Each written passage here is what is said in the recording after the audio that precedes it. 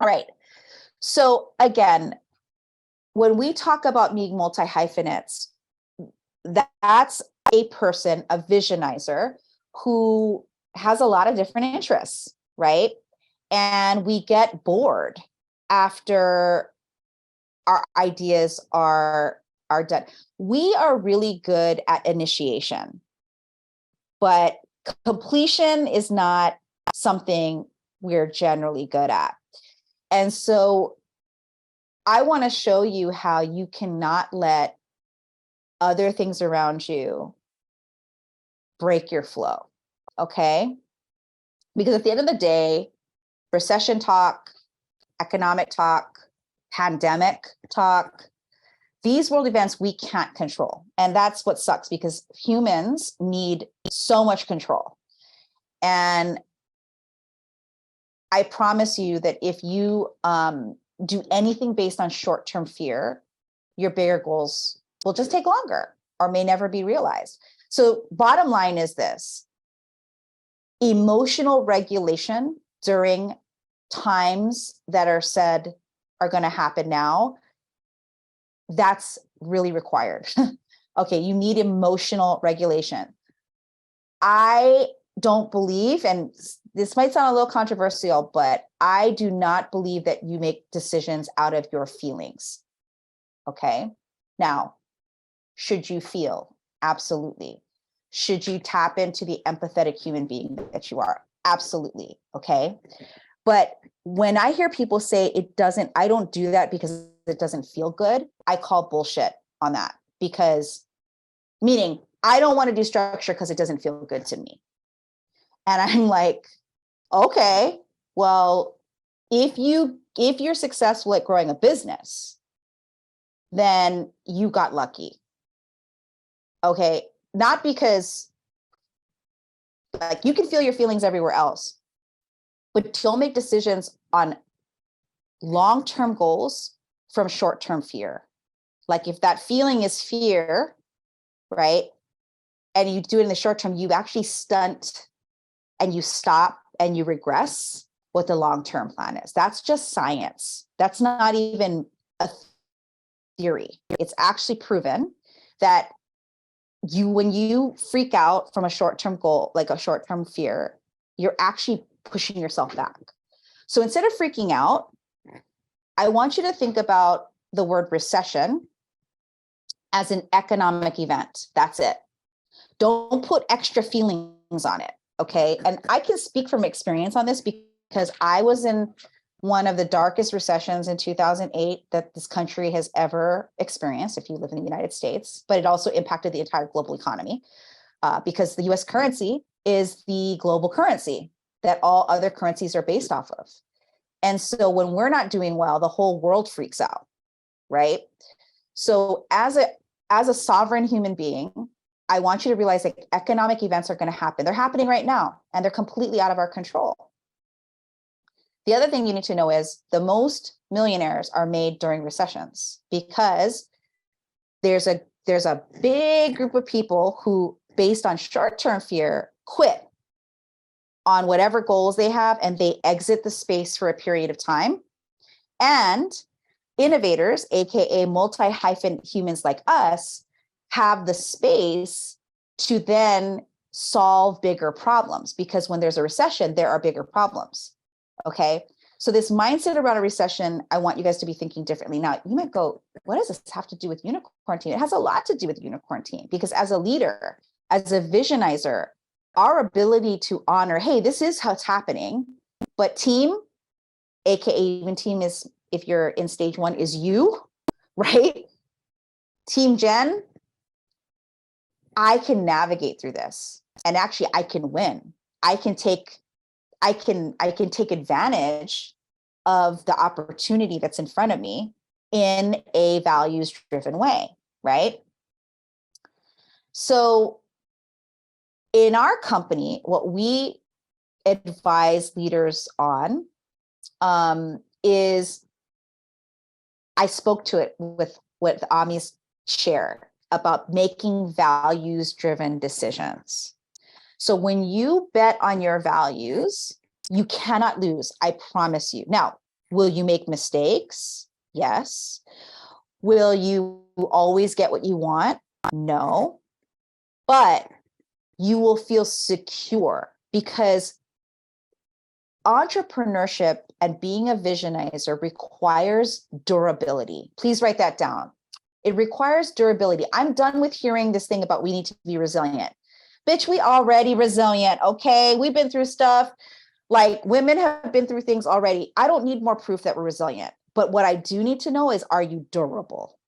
Because that's how you win in any economy, is being durable. And being durable says, I'm committed to my values no matter what. Next piece is leadership of self. I really believe, and this is how we define leadership as one of our core values, is that leadership of self is way more important than leadership of others. It's so difficult to be a visionizer and have people stay with you for 3 years, which, I heard, we have people who have people like that. And it's just like, how do you explode their opportunity and make it juicy for them to stick around and help you grow, right? And it's because you got to keep working on yourself. And when I say work on yourself, not by doing a million things that aren't related to the business. Your team will respect you more if you put structure in the business. Okay. A team is like, how many of you, just by, in the chat, have children?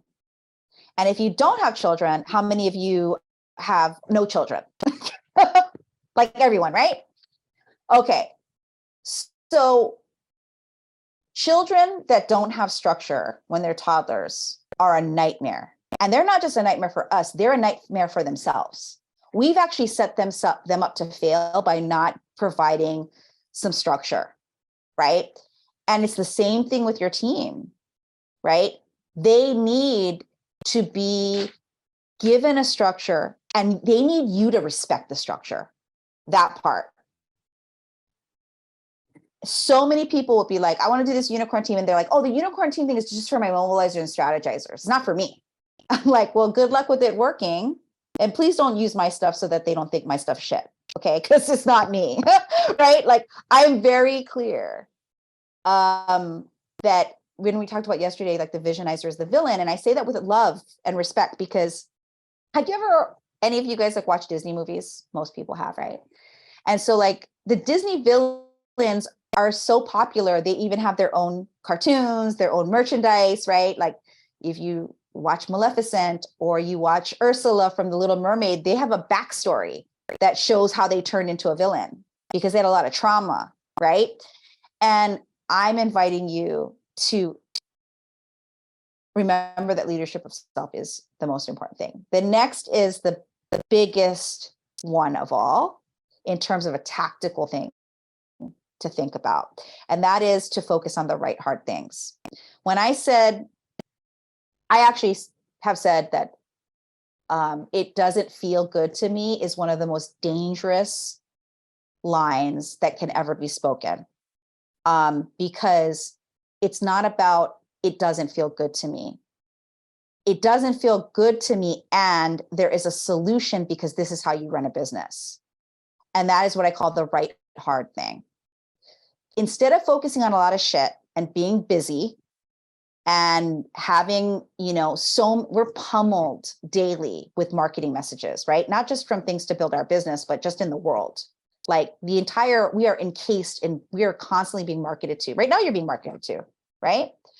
And so for me as a visionizer, I'm like, what are all the hard things I hate? Like taxes, like balancing my checkbook, like, what other things do I hate, Sarah? I hate a lot of things. Okay. I hate anything that requires my brain having Small ADHD. talk. Yeah. Small talk. Oh, I hate small talk. Right. And I have to go, okay, but those things are sometimes required as part of my job. And so how do I focus on easing that hard thing? What am I willing to do to ease it instead of tolerating it? Okay. Our ability to tolerate too much is one of the reasons why we're not building the business that we truly desire and want. Okay. So instead of tolerating hard things, focus on them and get them completed first, and everything will be a lazy river after it. Next thing is velocity over perfection. Okay. You don't know what people want until it's in front of them.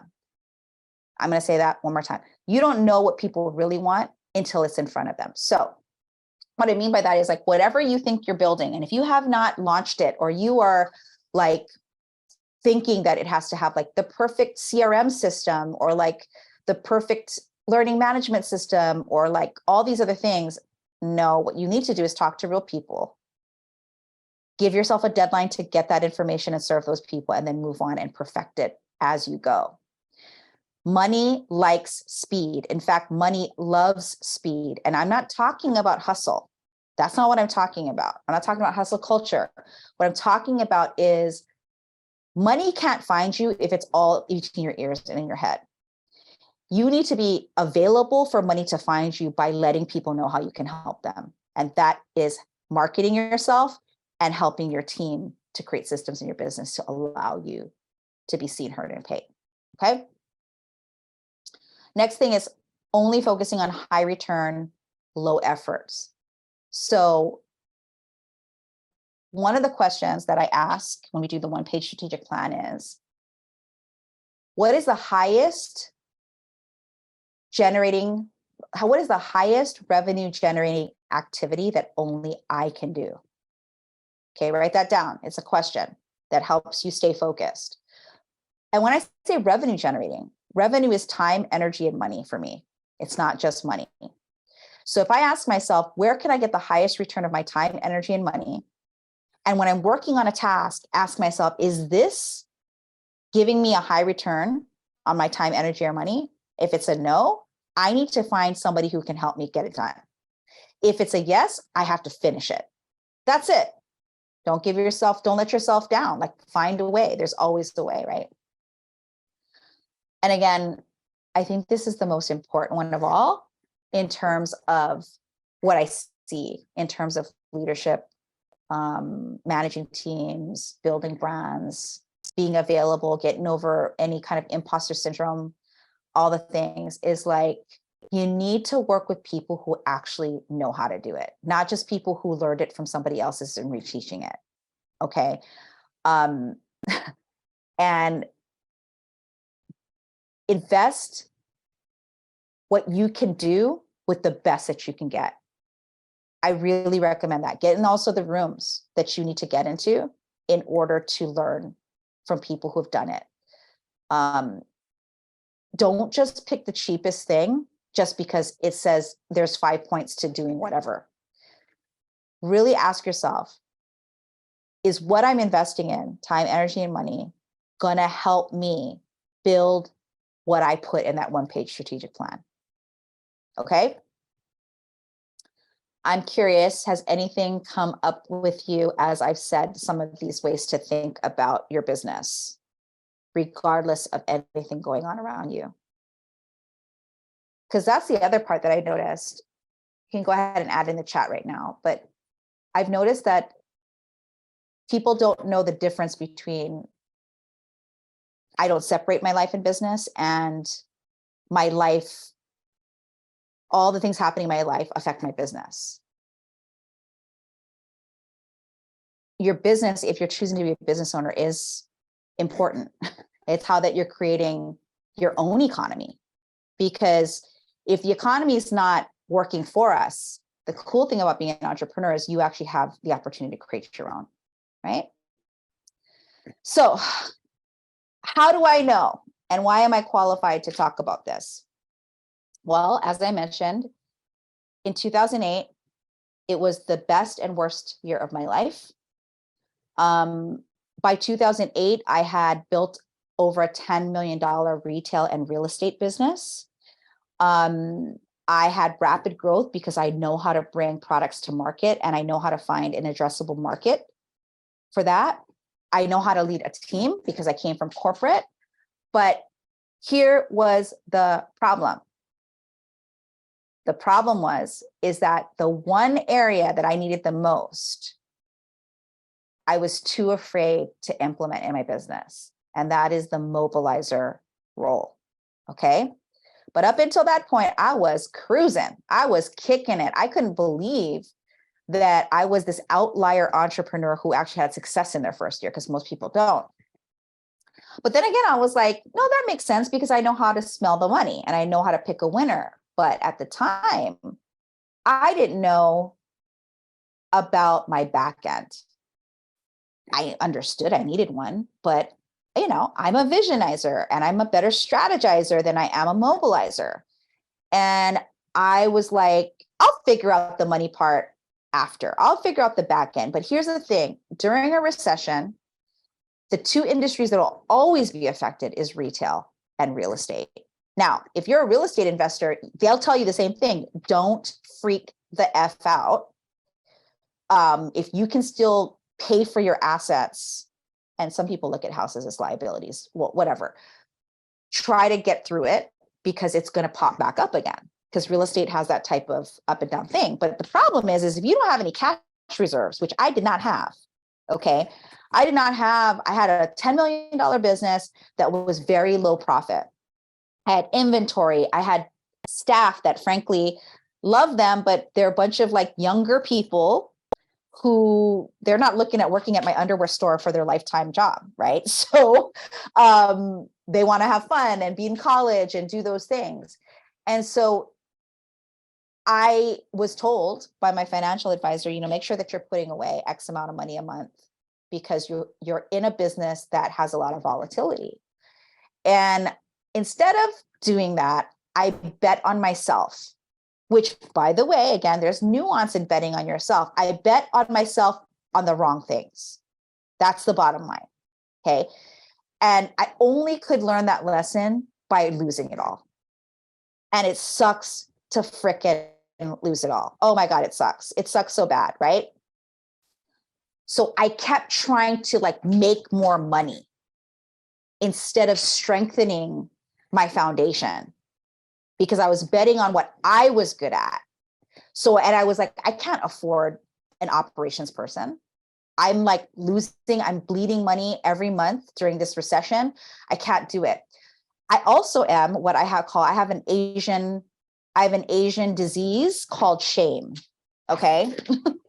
And I had all these debts stacking up and I was afraid to not pay my debts. So I paid my debts and my financial advisor said to me, Jen, file for bankruptcy. I was like, oh, hell no, I'm not filing for bankruptcy. You know why? Because my mom is going to kill me. I was a grown ass woman, y'all. I was 33 years old and I was worried that my mom was going to get mad at me because I was filing for bankruptcy. And I was on my own making $10 million in my corporate job. I was making $500,000 in salary. I mean, I was grown. I had 2 kids, but still that inner child, that 9-year-old Jen who heard you don't not pay your debts. You don't want to owe people anything, right?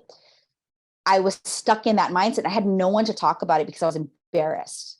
Okay. So again, qualified help. My financial advisor, he kept saying, ask Sarah, my financial advisor, he's kind of irritating. She actually doesn't love working with him, but he's really good at keeping my money safe. Am I right, Sarah? I realize that it's the same person that we're. Oh yeah. Yeah. He's a whole character and a half. Oh man. And you know what? He kept telling me, this is what you need to do, Jen. And I was like, no, but I can make more money. I can make more money. I can make more money. And again, I was also in the most volatile business model, right? And so I lost it all. And as a result of losing it all, I literally had a mental breakdown. For 3 months, I lost my business. I had to file for bankruptcy. I lost my marriage. My grandmother died. And I was basically functionally homeless because they took my house. And for somebody like me who was used to always being a winner, I was like, okay, God, what you got from me, bro? Why is this happening? And I was lucky because, first of all, what you need to know about Filipinos is that we're never going to let you go homeless because you cannot be out in the street. My mom will not allow me to be on the street. But when my grandmother died, I had a place to stay. And so, but I was functionally homeless. I had not a penny left to my name. And my confidence was just completely shot. I was lost, desperate, numb. I whittled away to like 95 pounds, and people thought I was like taking drugs, and I wasn't. I just wasn't eating. I didn't even know that I was basically anorexic, and I had no idea because I was completely numb. And when I tell people this story and they're like, how did you come on out of that? Is a couple things. Number one, my daughter. One day I was out on the front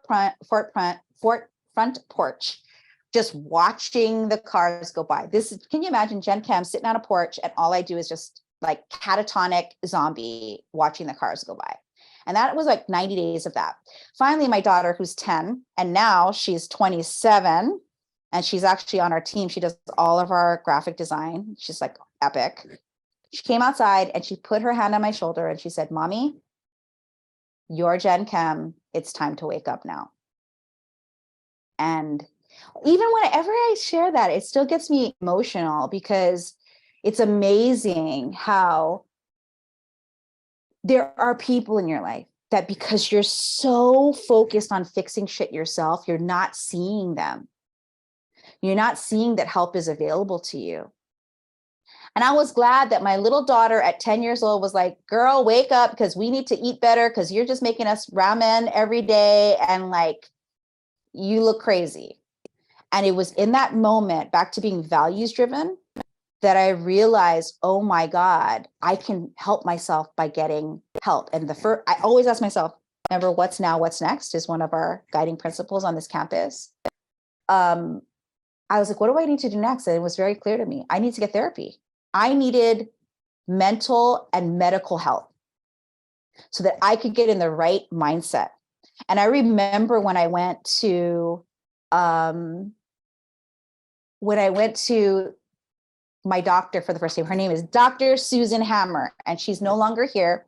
She was this older woman who was a psychiatrist.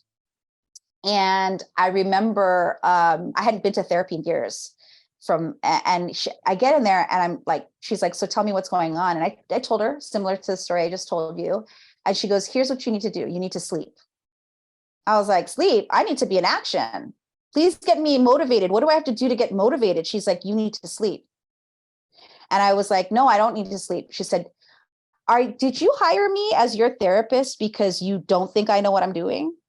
And I was like, damn, this lady's cool. I like her. Because she was modeling to me who I used to be.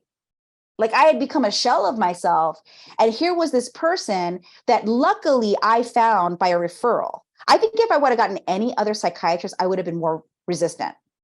But when she woke me up and she's like, girl, take these sleeping pills. And I was like, I am not taking sleeping pills. That is not happening. Because I was like listening to all my soap operas, like you take that when you're crazy. I had all these stories about how that wasn't good for you. She said, I can tell you're strong. And she was actually the one who made the word durable for me a real thing. She was like, we need to get you back to being durable because you are already resilient because you're sitting in that chair. And I was like, dang, this lady's smart. So anyway, she made me take Ambien for 5 days. She gave me a prescription for 5 days. She's going to sleep for 5 days. And this is going to make you sleep. I did it reluctantly. And man, after those 5 days, and by the way, I'm not telling you all what to do. I'm telling you my story of what happened. And I woke up after those 5 days and I was like so rested. My body needed rest. My nervous system needed to shut off completely. And I needed to rest my body. And then I was ready. Okay. I was ready to bet on me again based on my values, honestly, this time. And so what happened was I realized when I asked myself, what is the most durable business model that I am qualified to do? And I realized that I should have done it to begin with, but I didn't know that I could do it, which was consulting on what I knew from my corporate job. And these are the kind of industries that do well during economic downturns or economic events. Grocery stores are always going to do well. Luxury goods never go down in value. In fact, part of how I had some cash during when I had no money was I had to sell all my luxury goods, like all my Louis Vuitton bags and my shoes and my jeans and stuff. And like they were still buying those. They weren't buying anything else. Alcohol, unfortunately, is always doing well. Healthcare and mental health. So if you are in coaching, that's included in healthcare and mental health, because people need guidance because they're lost, right? Childcare and having babies is always going to happen. In fact, it happens more because people are stressed and they think having a baby is going to make them less stressed. That's cute. I know. I'm a mother, so I get it. Pets during the pandemic was the highest surge of pet adoption that the United States has ever seen, because people needed comfort. They need comfort. Basically, during economic events, they need comfort that I can still do well, right? Any kind of repairs, consulting and professional services, and security and technology, okay? So I'm not saying that you have to do any of these things, but I think most of you are in consulting, professional services, technology, healthcare, mental health coaching, something in that realm. If you are, you have a chance to really do well right now, okay? But remember my story. It was the structure underneath me that fell apart. I talked about yesterday, if you want to build an empire, you don't build your empire on sinking sand or loose gravel, right? You build your empire on cement, and you build the infrastructure itself with bamboo, because bamboo is the most durable, sustainable, flexible material out there. And that's how we teach people to do it in the unicorn team. All right.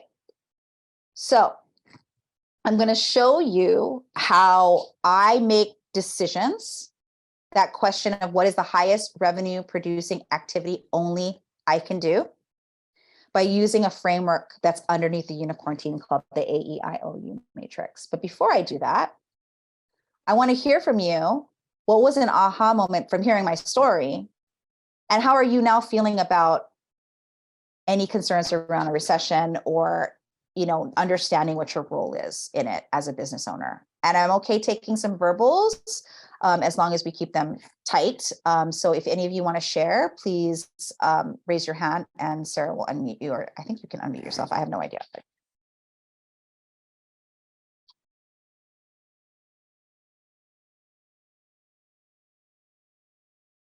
Yeah, I see that. It's okay to step back, Kimberly. Exactly. It's okay to take, your job as a visionizer is to be an eagle, not a pigeon. You should be looking at it from up here, right? From the sky, and looking and assessing, does this ground that I'm looking at, is it built for durability? Is it built for my ability to move fast? Because by the way, the unicorn team structure is not about giving your team another thing to do. It's about installing it and adopting it as the way that you move fast. Okay. So I guess nobody wants to verbally talk. It's fine.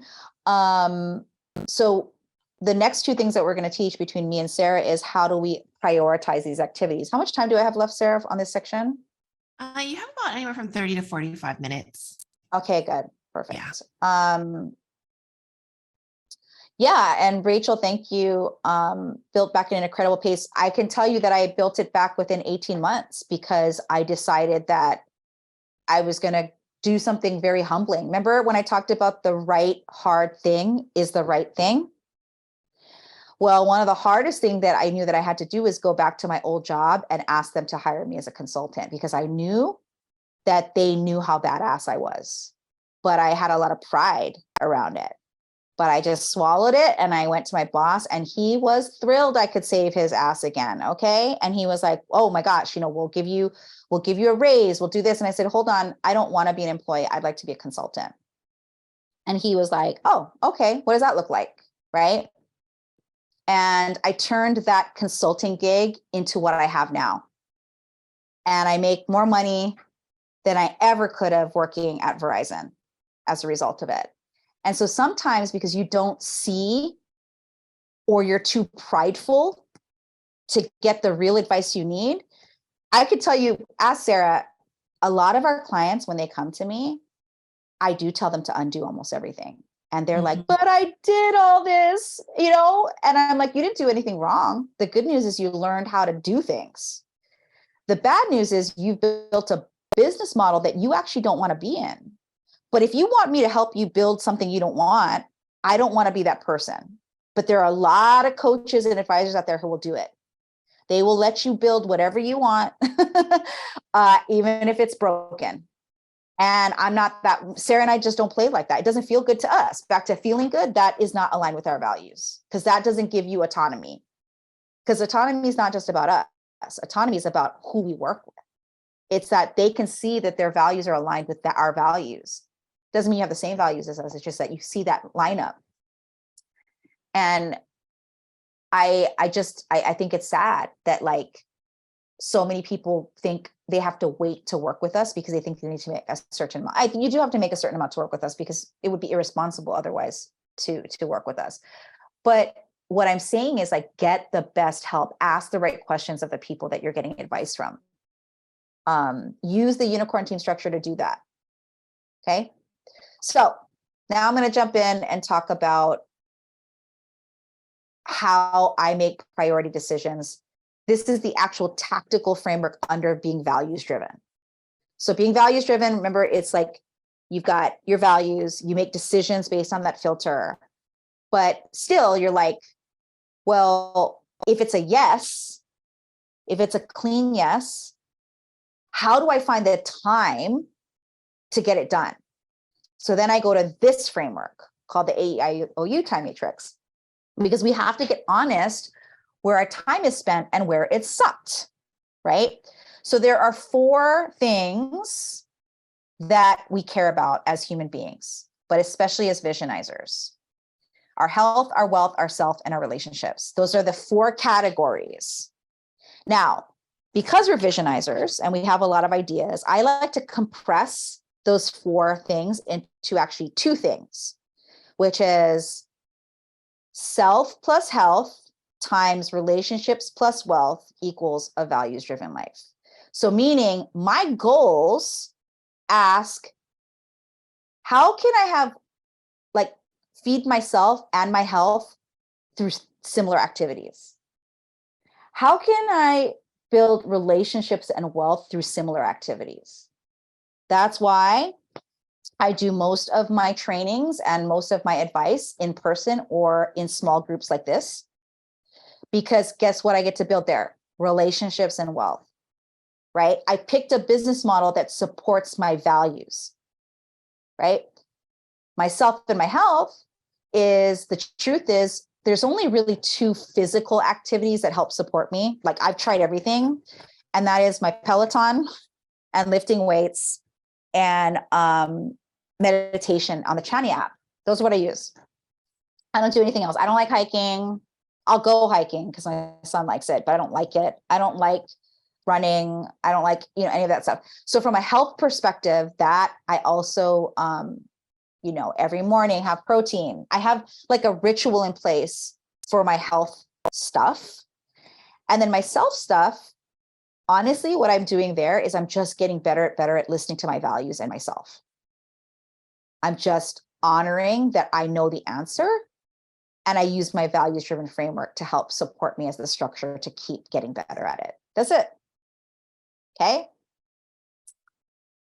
How many of you would like to simplify how you spend your time, and so you can get the most potency out of where you spend your time?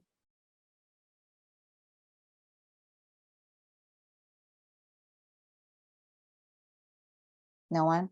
Y'all don't want, you don't want it. I can't see you, by the way. So that's, if you're raising your hand, I can't see it. So I can only see the chat, but so let me show you it. And also what I love about the AEIOU time matrix is that it doesn't shame you for avoiding anything. Juicy. Okay, right? All the other productivity, this, I don't even call it, I hate when people, this is not a productivity tactic. This is a life tactic to live well, okay? But productivity will tell you like that you've got to spend your time on X, blah, blah, blah. And I'm like, actually, I like this better. So first step, take out your journals, make a list of everything in your business that you have been or are currently avoiding. So I'm going to take about 30 seconds here, and I want you to just quick scribble bullet points, write it however you want. What are like 3 things top of mind that you're currently avoiding? Okay, I'm going to give you 30 seconds for that.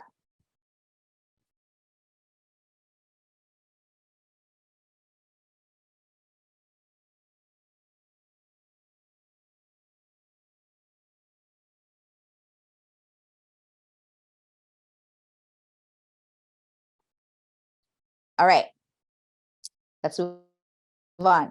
The next is step 2. Make a list of everything in your business that you're truly enjoying.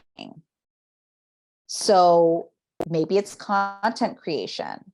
Maybe it's not doing content creation like me. Like, I don't really like content creation.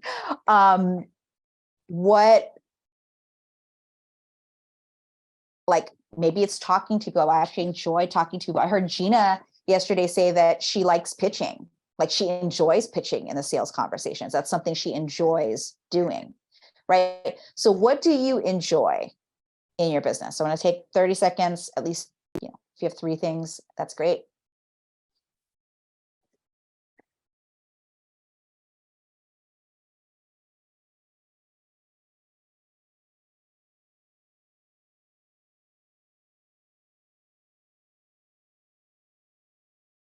Okay.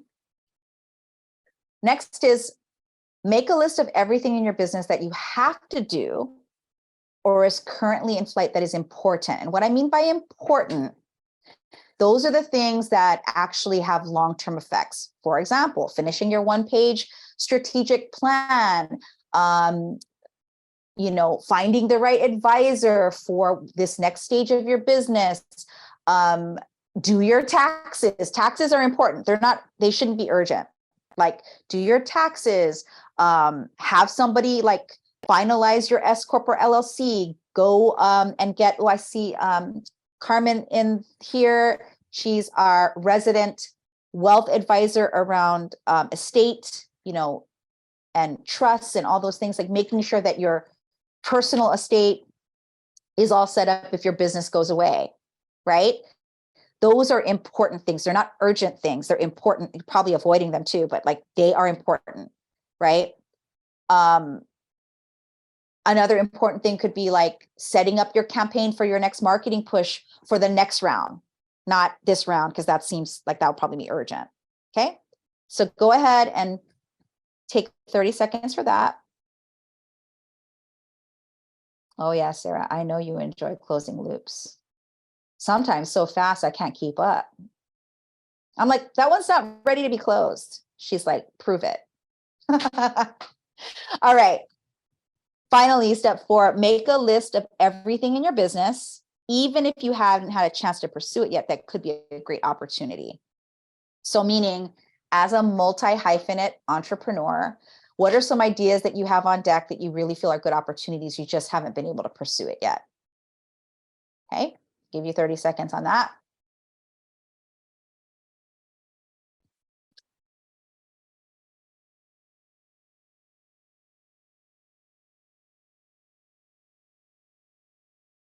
Okay. Now, when you look at everything you have in the A, the E, the I, and the O, that's what's actually urgent. Have you ever seen a productivity matrix where they say you have to know what's important and what's urgent?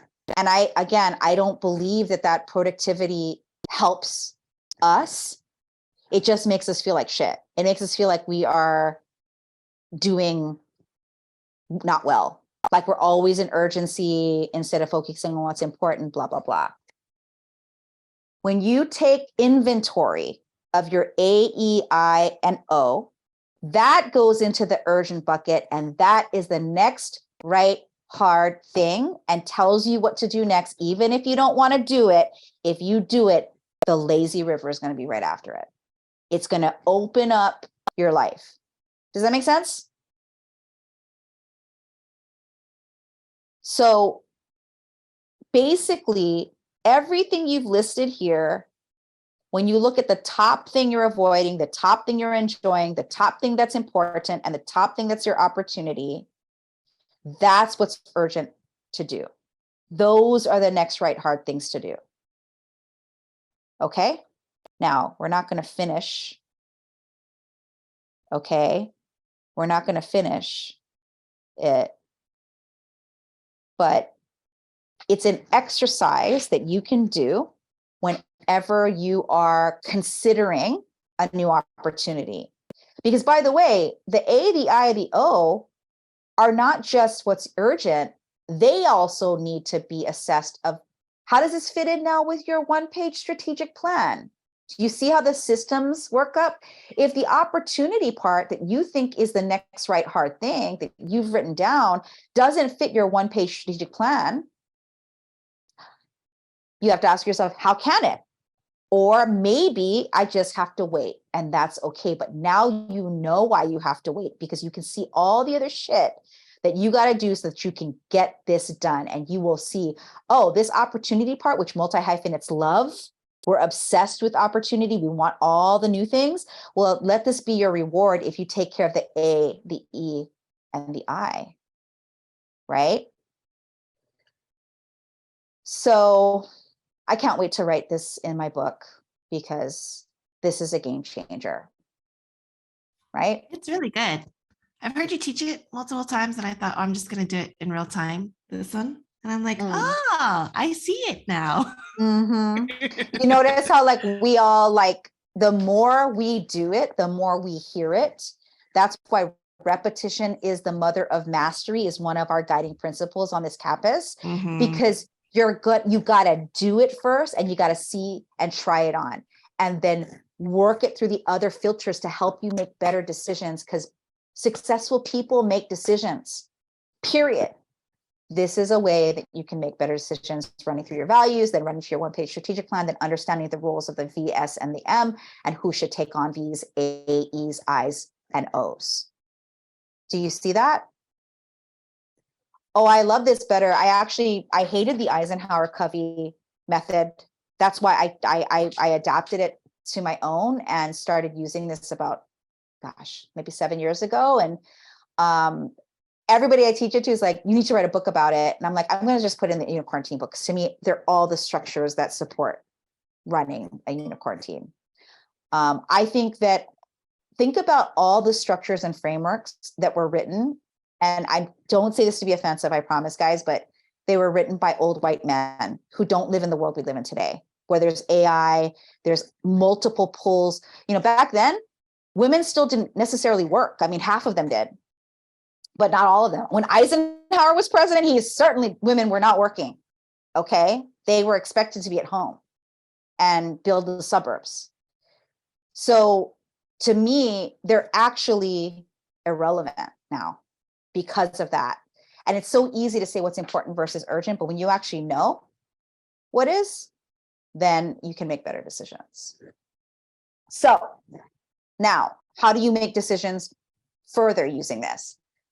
Okay, so if you have A plus I, so if you're looking at your avoiding list and your important list and they conflict with each other, what you need to do is understand that you're not doing values-driven things. It's just true in showing the data under these two things. So therefore, you need qualified support. Can you explain what you mean when you say conflict? For example, like, is it you don't have enough time to do both, or they seem to be like opposite sides? One says, I'm avoiding my taxes, but important says, does the taxes? Like, exactly. Exactly. So when you start to see that what's important and avoiding actually are similar, okay, then you know you got to get qualified support instead of trying to figure it out yourself, because you are your own villain here, right? So you're making up stories of why you're doing both of these things. So instead, make the decision to get qualified support. If you notice that what's in E and O are similar or have synergies.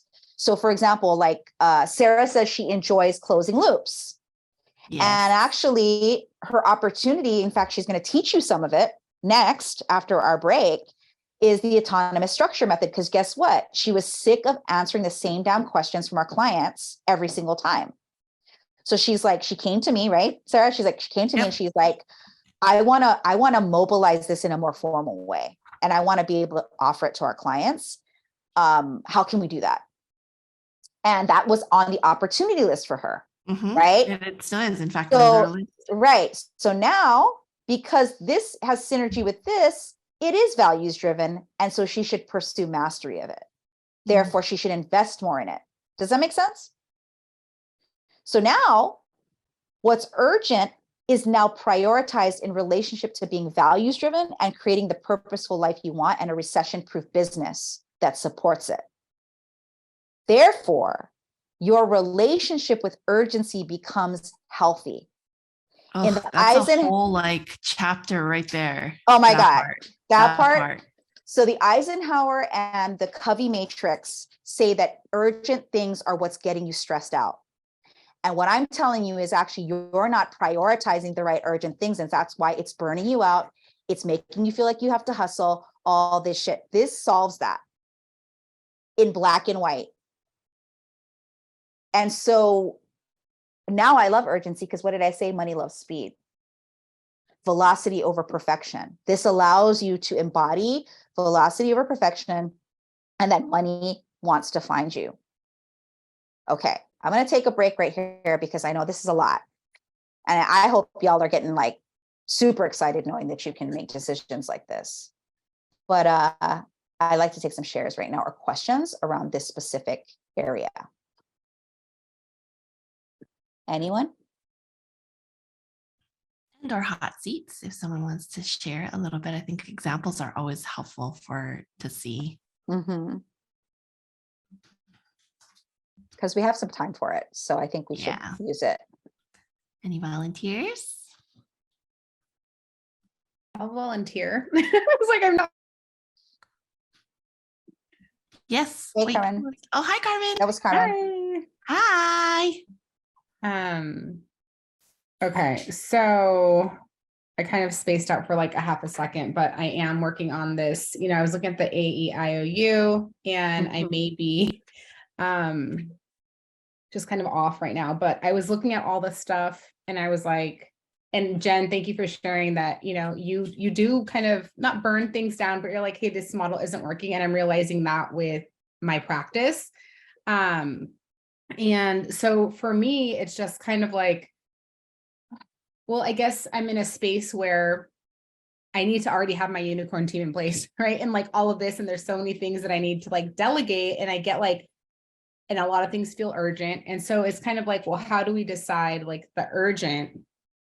I know what, like, it's like the things that pop up, but it was almost like a brain dump when I was doing all of this and like all of the things. So I don't know if I'm making any sense at all, but that's kind of what my brain is. I get it. Okay. So first of all, under the avoiding part, this is going to answer the question of like how to install your unicorn team. Okay. So under the avoiding part is hiring the right team, right? Number 2 is all the tasks that are $10 and $100 tasks for you. Avoiding. Okay. They're also probably really important. Okay. So you get them all down because now you're actually in black and white writing down what you need in one place. Right. And then what are you enjoying and what's the opportunity? So you're enjoying, what are you enjoying in your business right now? So I'm enjoying like the speaking, the masterclass, right? Like the educating of it, and then even the creating content. Awesome. And then are there any opportunities that are not yet started, but you feel like you should consider it? Strategic partnering with others, and we talked about that. And then also reaching out to like corporate doing corporate speaking engagements. Perfect. So I want everybody to hear, can you hear how her A's and I's are similar and her E's and O's are similar? This is on purpose in this time matrix because it's real. Like whatever we're enjoying, we typically we put on pause and we go opportunity for the future. I don't have any time for that right now. Right. And then avoiding it important, it's like, I got to get it done. I got to get it done. But then we're shaming ourselves for not getting it done. So here's the thing. You can't just throw work at people and expect that they're going to get it right away. So we all know that. But a lot of times, because we're working in urgency, the old school thinking of urgency, it's hard. So honestly, what you have to do is you have to write this out and you have to take a pit stop and look at your 1-page strategic plan and go, if my next right move is I want to create strategic partnerships, that's what I have to focus on next, right? Now, you might be like, oh, I have this launch coming up and blah, blah, blah. And you even said your business model, you realize it doesn't work for you. So I ask you, are you willing to do the hard decision of saying, I don't care that campaign's coming up, I'm going to kill it. It doesn't work because I don't want to grow the business this way. But if I do this, I will. And I'm going to trust that if I need clients right now, my other practice, which you have will take care of it. And I will let my employee over there, because I know you have somebody to help you with that, and be like, you're in charge of making sure we still get X amount of clients a month while I pursue the opportunity to speak with corporate, to create strategic partnerships, blah, blah, blah. You see the decision making? Does that help you? Yeah. Yeah, right? I just have to do the hard thing. Right. You just have to do. So what I hope is, back to when your relationship with urgency becomes healthy, it doesn't mean that you don't feel tension around it, right? There's two types of stress. There's bad stress and good stress. And this is good stress. This is the kind of stress that stretches you and grows you, right? Versus, so all stress is not bad. And so, yes, so you just have to do that right hard thing. And actually you have people on your team that could focus on the things, but a lot of times we are committed to what I call sunk costs. Sunk costs are things that we've spent time, energy, money that we think we have to continue doing. And sometimes you absolutely should continue doing it. It'd be silly not to. But I don't build my empire on past things that I've done that don't work for me anymore. I just don't. And you are going to have so much freedom, y'all. Like, don't you want to have freedom? Don't you want to win? Are you willing to do the stressful thing that will actually, again, open up the floodgates for you? Right?